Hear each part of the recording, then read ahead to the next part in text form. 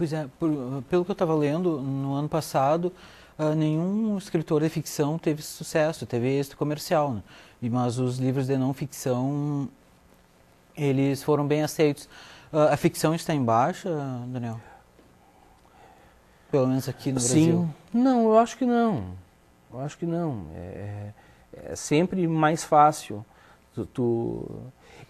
É que envolve um pretexto nisso aí, Laerte.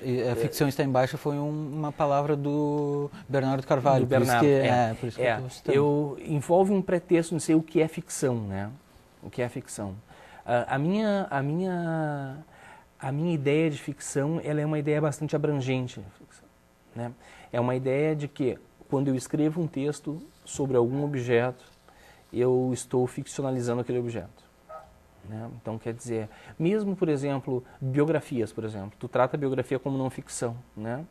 Em algum momento vai ter uma fantasia do escritor, do autor da biografia, e aquilo passa a ter uma nuance ficcional dentro Ontem, daquela obra. inclusive, desculpe te interromper, ele estava lendo uma entrevista do Philip Roth e ele comentou que, no mínimo, sempre tem 20% de fantasia nas biografias. Claro, por quê? Porque cada vez que tu escreve, não interessa o que tu escrevas, cada vez que tu escreve, o processo discursivo que tu vai erguer é um processo que passa pela tua filtragem ideológica, né?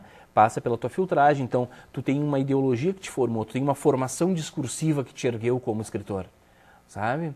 E essa formação discursiva, a partir do ponto, que é o ponto a partir do qual tu fala, é permeada por novelo, por um novelo, é um novelo ideológico, permeada por fios de ideologia que vão fazer com que tu escreva alguma coisa, né? Claro que não é consciente isso. Isso não é consciente, mas é o que o Roth falou, no mínimo 20% de fantasia e isso é significativo, né? Agora, por quê? Daí tu me pergunta por quê. Bernardo Carvalho disse isso, por exemplo, é um excelente escritor, né? É uma das coisas mais maravilhosas que o Brasil tem hoje, né? Junto com Conceição Evaristo, Altair Martins, junto com Chico Buarque, que tem escrito coisas boas, Ana Miranda tem escrito coisas maravilhosas também, tá? Ferrez. O que acontece? Acontece que é muito melhor, né? Satisfaz muito mais o leitor comprar uma biografia, por exemplo, para saber os detalhes da vida, sei lá, de alguma personalidade, do que comprar uma obra que te desconcerte. Né?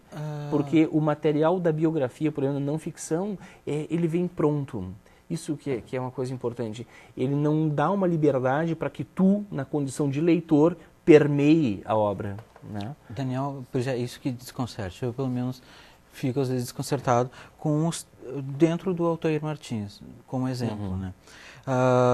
Ele seria um autor pós-moderno, porque não segue classicamente o roteiro de um romance ou de um conto, porque às vezes eu acabo me perdendo, entende? Eu estou acostumado com um texto mais clássico. Claro, exatamente, porque ele desconcerta o leitor. Mas isso vai demorar um tempo ainda para que se torne comum, para que se assimile esse tipo de leitura? Se a gente falar isso, Laerte, a gente vai estar estabelecendo uma espécie de hierarquização da literatura. Do tipo, um é certo, o outro não, um é bom, o outro não. Mas vamos pensar na tua primeira pergunta, na tua primeira questão da pós-modernidade. Né? Eu não sei se ele é pós-moderno, porque eu não acredito em pós-modernidade. Né? Eu acho que ele tem condições de produção, o Altair tem umas condições de produção dentro do contexto em que ele está inserido, que são condições de produções sólidas, que faça com que ele consiga tomar um arquétipo. Tu falaste que estranha ler o Altair, né? É claro, a gente está acostumado com um narrador em terceira pessoa, um narrador em primeira pessoa, ou um narrador onisciente intruso. Ele, no romance dele, no último, por exemplo, Parede no Escuro, tem 14 narradores, 15 narradores. Né? O que significa isso? É a desconstrução. isso, daí tu me pergunta se ele é pós-moderno. Ele é tema de ele é um escritor pós-moderno? Por que ele deve ser um escritor pós-moderno? Eu não sei se ele é um escritor pós-moderno. O que eu sei é que ele consegue através dessa multiplicidade narrativa, fazer com que o meu tempo, a minha sociedade, esteja muito bem representada. Fragmentada como ela é, arquetipicizada como ela é e violenta como ela é. Isso que é importante. Né? Descentrar esse negócio de incluir, por exemplo, o escritor como pós-moderno, moderno, isso ou aquilo, entende? Eu também não gosto muito de rótulos, mas é só uma maneira de dizer que isso é um novo e, por enquanto, as pessoas estão tendo dificuldades. De entender.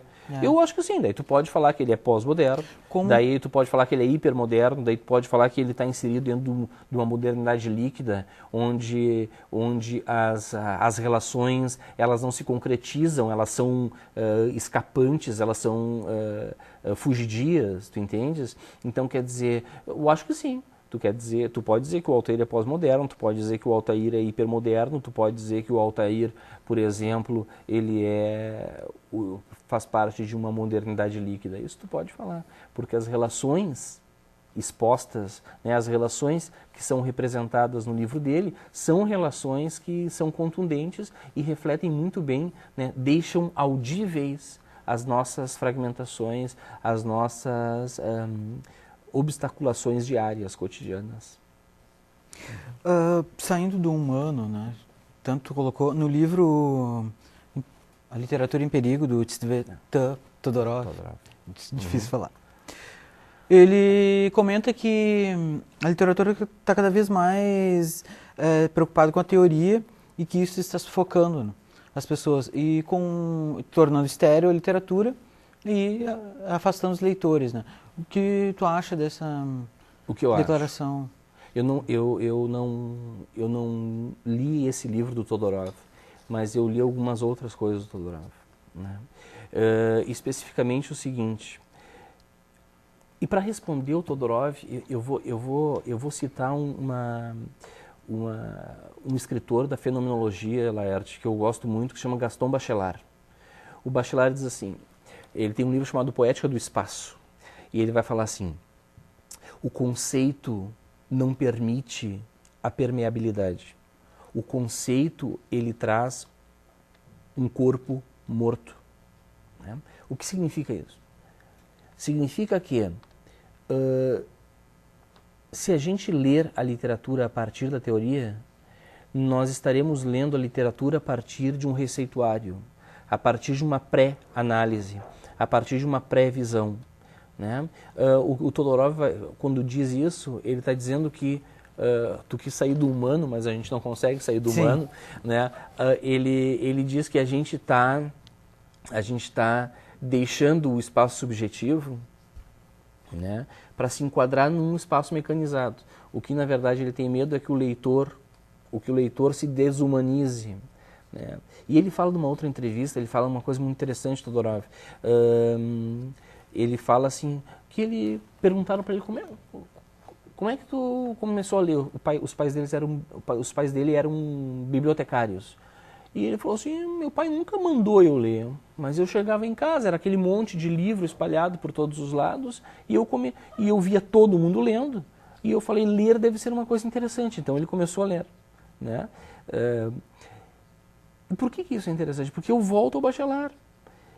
Se a gente for ler a partir de conceitos, a gente vai estar entrando numa leitura em um espaço já estéril, esterilizado.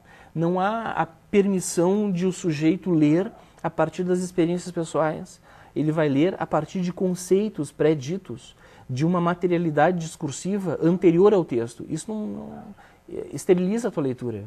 Né? Isso é a prática, muitas vezes, da nossa escola hoje em dia. Tu entende? Mata a tua condição de sujeito, porque tu vai ler a partir de uma visão pré-materializada. Então, isso é conceito, ler a partir de conceitos, isso não funciona. Entende? Porque Aproveitando agora a questão da leitura, o Ítalo Calvino tem um livro chamado Por que Ler os Clássicos, né? E eu acho que eu já falei antes dele. E ele vai falar o seguinte: nenhuma obra, quando lida pela primeira vez por um leitor, né, a percepção que o leitor tem pela primeira vez da obra, jamais vai substituir, jamais vai ser tão plena como se esse leitor fosse ler essa obra tendo lido 10 obras críticas antes, entende? Então essa que é a relação. A obra literária, ela te exige, digamos assim, ou ela te favorece como leitor se tu vai e te joga dentro da obra como leitor com as tuas experiências. Não um leitor formatado a partir de uma pré-textualidade que vai orientar a tua leitura. Daí a tua leitura vai ser conceitual. Daí a tua leitura vai ser esterilizada. Daí a tua leitura não vai ser produtiva e o efeito de sentido que tu poderia tirar daquela obra não vai ter.